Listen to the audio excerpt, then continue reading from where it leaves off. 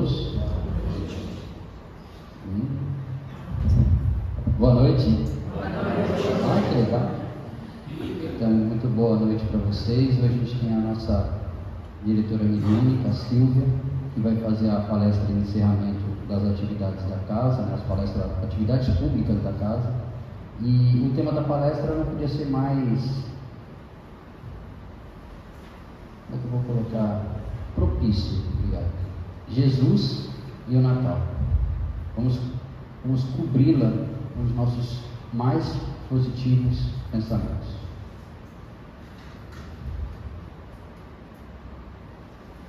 Boa noite a todos. Uma alegria falar para vocês de Jesus e do Natal.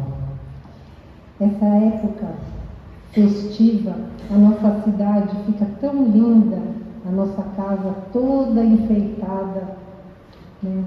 O nosso centro está aqui com esse presépio lindo. Esse mês a gente festeja tudo com muita alegria no nosso coração. E essa época a gente se reúne com as pessoas que a gente mais ama. Às vezes com aqueles que a gente nem gosta tanto, nas confraternizações que a gente tem que ir, aquelas do trabalho, da academia, sei lá, de um grupo de pessoas que estudou junto, desse tipo de coisa. E nessa época a gente vê muitos símbolos do Natal. E aí eu pergunto para vocês, será que o nosso Natal é o Natal de Jesus ou é o Natal do Papai Noel? Como está enfeitada a nossa casa? Como está voltada a nossa mente nessa época do Natal? Está voltada para fazer uma avaliação de tudo que a gente tem dentro do nosso coração, de como que está a nossa caminhada? Porque no Natal Jesus nasceu e ele tem que nascer dentro do nosso coração. Será que ele nasceu no nosso coração? Ou a gente está preocupado com o que vai cozinhar na ceia? Não é que essa preocupação não seja justa, a gente arrumar a nossa casa para o Natal, para receber os entes queridos. Não é isso que eu quero falar. Não é que a gente não vá atender as coisas boas da nossa cultura, né? Da nossa convivência familiar. O convite que é feito para nós nessa época é um pouco mais profundo. Que a gente vá além da festa, além do panetone, além do sorteio do amigo secreto, que a gente faça uma avaliação interna, nossa, individual, de cada um. No livro Em Torno do Mestre, pelo Espírito de Vinícius, o item Jesus e o seu Natal nos fala que todos os cristãos adeptos do cristianismo, em sua maioria, são sectários. É o termo que ele diz que a gente separa. Temos tolerância com as outras crenças, com as outras raças, com os outros credos.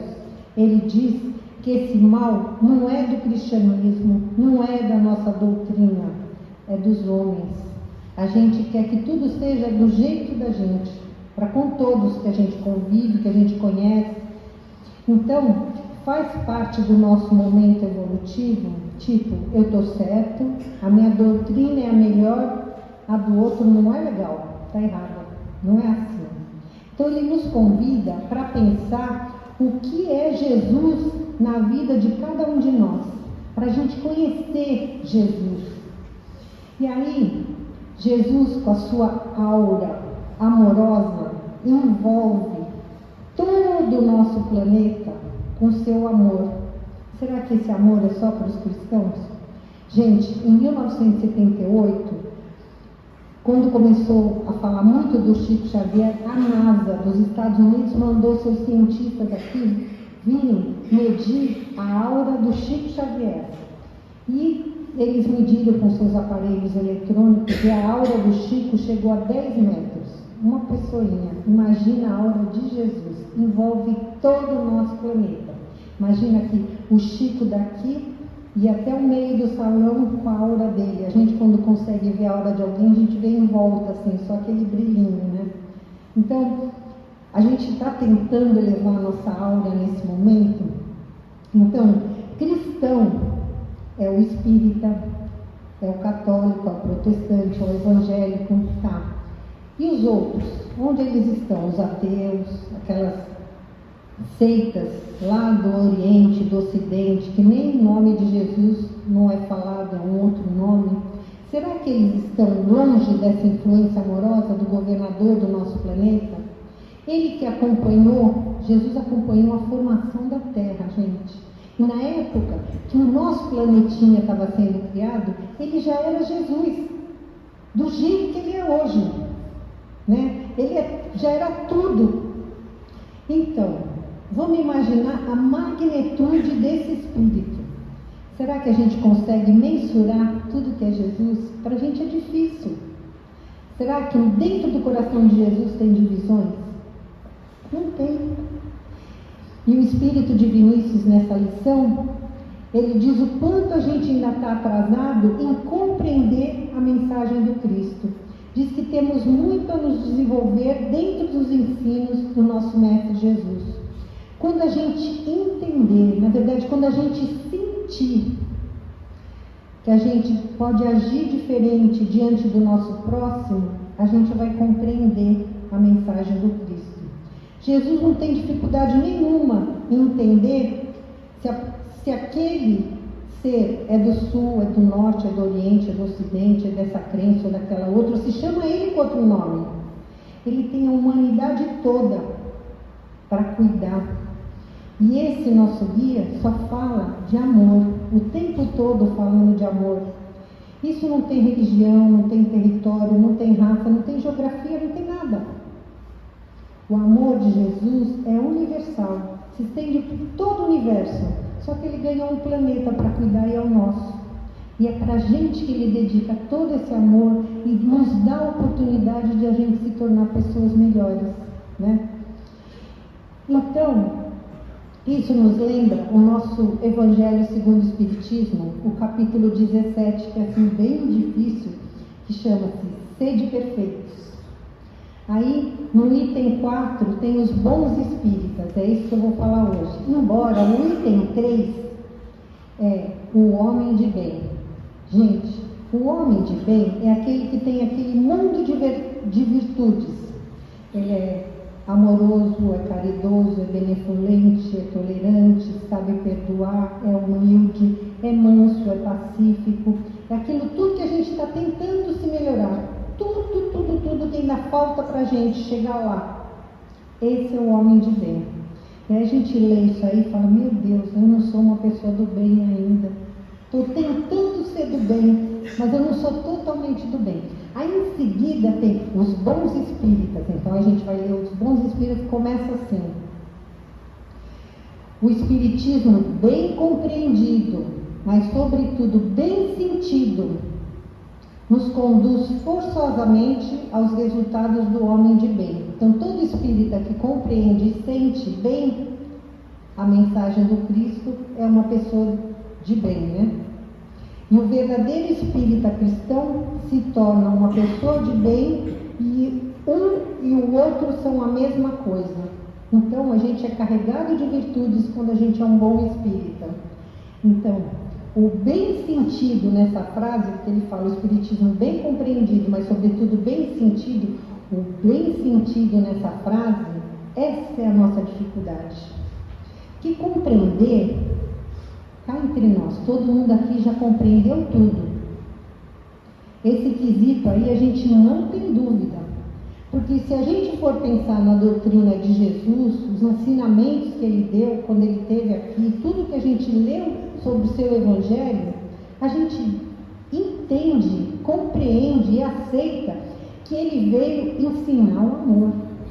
Ele veio ensinar a gente a não julgar. Dúvida assim a gente não tem. Ele veio ensinar para a gente perdoar. Quando? Infinitamente. 70 vezes 7, que nem diz o Chico, é por minuto.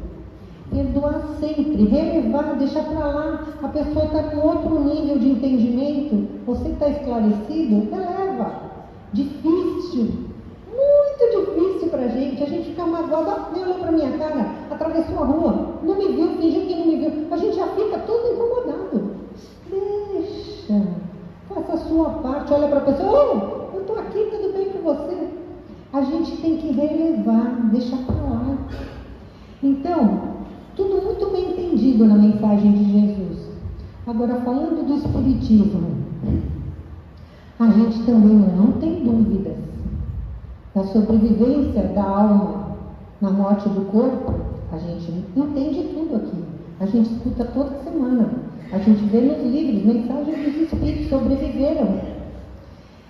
Da santa oportunidade que é a reencarnação, da gente ter uma chance de começar de novo, de fazer o melhor, já entendemos tudo. A gente estuda a doutrina espírita e não tem dúvidas. A gente não duvida da lei da causa e efeito. Se eu estou sofrendo aqui, alguma coisa eu causei lá atrás. Se não foi nessa vida, foi em outra. Tudo isso a gente entende. Então, onde está o nosso problema?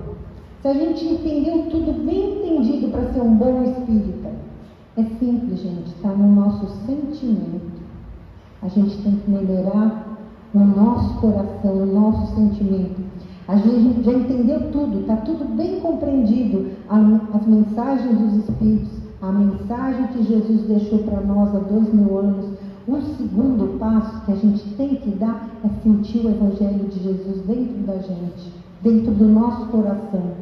Quando que a gente vai olhar para o outro, que pensa completamente diferente da gente, que age de uma maneira que a gente nem considera mais adequada, e mesmo assim eu consigo olhar para ele, respeitar aquela pessoa e considerar ele um irmão? Quando que a gente vai chegar nesse ponto? É difícil. É sentir no meu coração que aquela pessoa que não está no grau de evolução que eu, tem o mesmo direito que eu à felicidade. Ele merece ser feliz, não importa o nível evolutivo dele. É entender que ele tem a mesma medida do amor de Jesus que eu tenho também. É um filho de Deus, é um irmão nosso. Jesus vai tratar dele como trata da gente, dando oportunidades de se melhorar. Isso faz a gente refletir até que ponto a gente deixa o Cristo dentro do nosso coração. Para nós, Jesus é uma realidade. A gente sabe que ele existiu e ele tem que estar dentro de nós. Mas ele é um símbolo, é o símbolo do amor, é o símbolo da justiça, é o símbolo do perdão, é o símbolo da caridade, é o símbolo da verdade. Qualquer lugar que esses valores estejam presentes, está ali o que nós chamamos de Jesus e que outros podem chamar com outro nome. Não importa o que as outras crenças usam. Importa é o ensino que ele veio nos trazer. Tem amor, tem justiça, tem caridade, tem verdade, tem mansidão. Se tiver essas virtudes, Jesus está presente. Gente, do mesmo jeito, ao contrário, qualquer templo, qualquer lugar, qualquer estabelecimento, religioso ou não, que as pessoas possam estar falando de Jesus, rezando, falando que é de Jesus, mas que as pessoas agem de uma maneira hipócrita, que ficam julgando os outros, que sendo egoísta, com a soberba em relação aos outros, todo orgulhoso, faltando com respeito com algum companheiro, com qualquer irmão, mesmo que a gente coloque figuras, né? Que a gente coloque fotos, que a gente coloque imagens de Jesus, onde tem esse tipo de comportamento mesquinho, Jesus não estará presente, porque ele ainda não estará no coração das pessoas que agem e são dessa maneira, porque a gente ainda, infelizmente, se afeiçoa às vezes a essa mesquinharia. Esse é um comportamento que a gente tem que vencer dentro da gente. Jesus não veio instituir uma religião, ele não veio impor nada, ele só veio desafiar a maneira da gente pensar e da gente agir, uma revolução de valores na caminhada da gente. Então, a época que Jesus esteve entre nós, a gente já estava aqui na Terra. A gente ainda estava muito apegado ao nosso orgulho, achando que éramos melhor do que o outro, apegados ao nosso egoísmo, tínhamos dificuldade de perdoar. Ele veio ensinar que tudo que é difícil para nós, a gente tem que ter força, esforço e vontade de se melhorar. Veio pedir para a gente ser humilde, para a gente ser pacífico, para a gente perdoar. Acho que é por isso que ele foi tão mal compreendido na época que ele veio. Mas já passaram 2000 anos. Chegou a hora da gente entender. Então façamos uma reflexão. Como está a nossa compreensão nesse momento sobre os ensinamentos de Jesus? Temos permitido que ele entre no nosso coração? Os preceitos do nosso governador do planeta, seus ensinamentos, estão dentro de nós? A gente está procurando vivenciar eles? Lembrando, gente, que Jesus não constrangeu ninguém. Ninguém. Ele não veio dizer, eu quero que você seja assim. Ninguém que conviveu com ele, que encontrou com ele, ele não recriminou nada nem ninguém, não julgou ninguém, né? Ele sempre nos respeitou, tanto antigamente, como nos respeita e torce por cada um de nós. Ele quer sempre o melhor. Ele nos convida a ser melhores, nos dá confiança para que a gente se melhore a cada dia, para a gente alcançar a verdadeira paz interior. Nós podemos dar esse passo seguinte. Ele vai estar sempre do nosso lado, com a história das pegadas na areia, que a gente tanto escuta, que Jesus está ali o tempo todo, carregando a gente nas nossas dificuldades, nas nossas dores, nas nossas angústias. Essa vontade, essa educação do nosso coração de se melhorar, está dentro de cada um de nós, o nosso espírito imortal. Antes da gente reencarnar, nessa nova, bendita e abençoada oportunidade de a gente estar aqui, a gente prometeu que ia aproveitar essa encarnação, prometeu que a gente ia fazer o melhor, que a gente ia vencer todas essas dificuldades que a gente ainda tem dentro da gente, que a gente em cada oportunidade ia tentar relevar, perdoar, deixar para lá e seguir confiante. Então, o nosso espírito imortal anseia por essa virada no nosso coração. Então, chega de ficar apontando os nossos defeitos. Não estou nem falando do próximo. Eu ainda sou egoísta. Eu ainda sou tão orgulhosa. Eu não sei, não tenho paciência. Parece que eu estou falando de mim. Gente, me dá um carro, põe no trânsito, começa todo mundo me cortar, me fechar. Eu falo, meu Deus, paciência, Silvia, paciência é a primeira coisa. Vai embora. É difícil, a gente tem que se policiar, a gente tem que tentar, a gente tem que se melhorar. Jesus não fica olhando para a gente e enumerando as nossas mazelas, não fica. Ele vê o que a gente tem de bom, né? O tanto que a gente já caminhou, né? Se a gente estava aqui na época de Jesus há 2000 anos, né? A gente está caminhando faz tempo.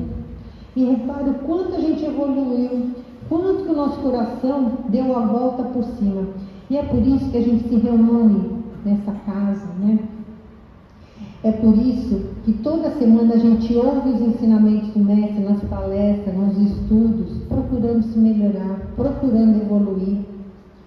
Os bons espíritos falam nos seus ensinamentos que o nascimento de Jesus ainda não acabou.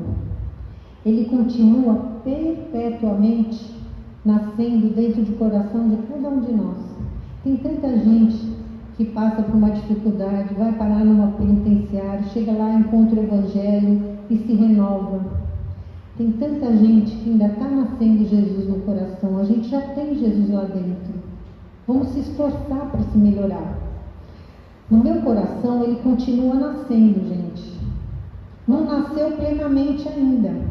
Senão eu não estaria aqui, encarnada nesse mundo de provas e expiações aí, nessa transição planetária. Eu já seria uma missionária na seara do Mestre, já estava em outro planeta evoluído. Todo mundo aqui tem suas mazelas ainda para passar por cima, para se melhorar.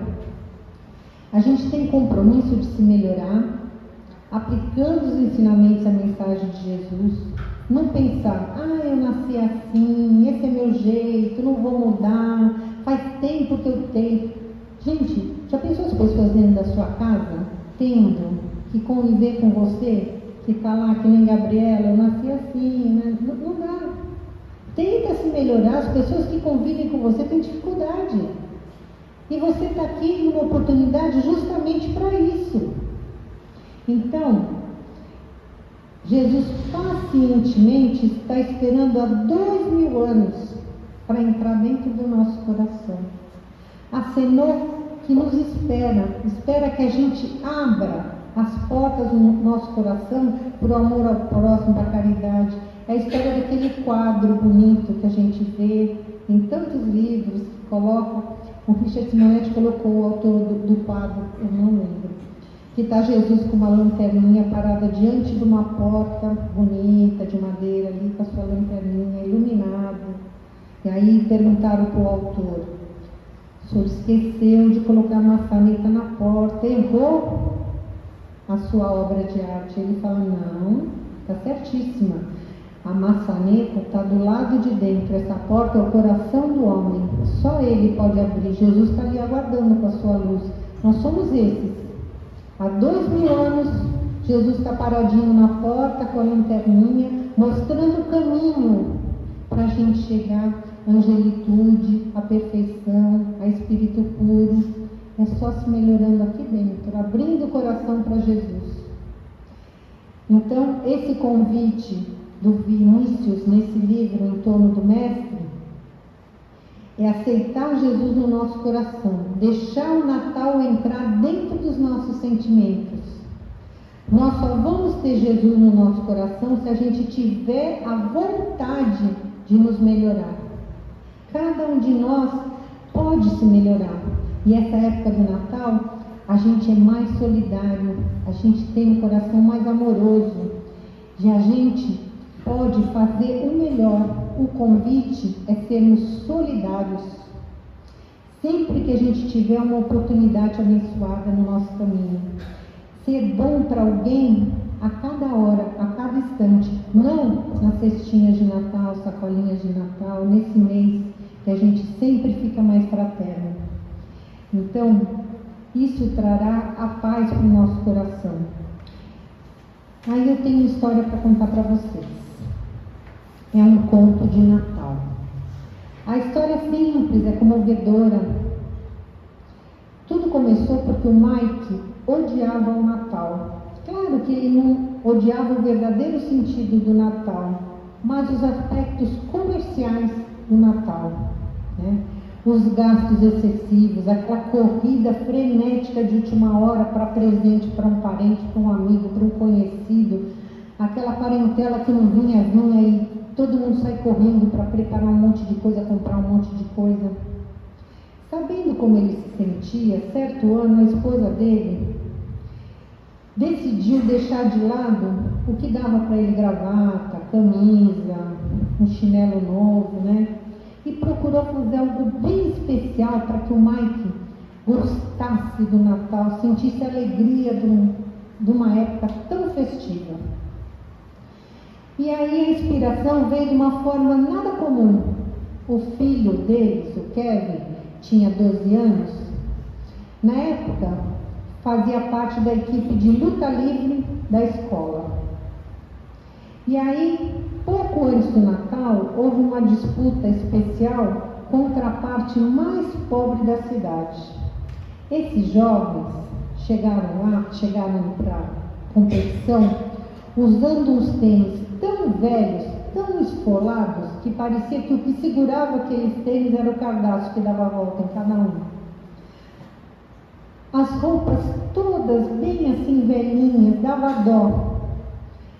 E eles contrastavam com as crianças do colégio do filho deles. Os jovens todos naqueles uniformes azuis com dourados, novinhos, os tênis, tudo novinho, tudo bonito. Quando a competição acabou, a equipe da escola do Kevin arrasou com aqueles meninos. Foi então que o Mike balançou a cabeça triste e falou para a esposa: queria que pelo menos um daqueles meninos da periferia tivessem ganho uma luta. Eles têm tanto potencial, mas uma derrota dessas pode acabar com o ânimo dessa criançada toda. Mike adorava as crianças, e todas as crianças. Ele, quando era jovem, conheci elas muito bem porque ele era técnico de times mirins de futebol, de basquete, de vôlei. Foi aí que a esposa teve uma ideia. Naquela tarde, ela foi até uma loja de artigos esportivos, negociou capacete de proteção para essas crianças, tênis especiais, algumas camisetas.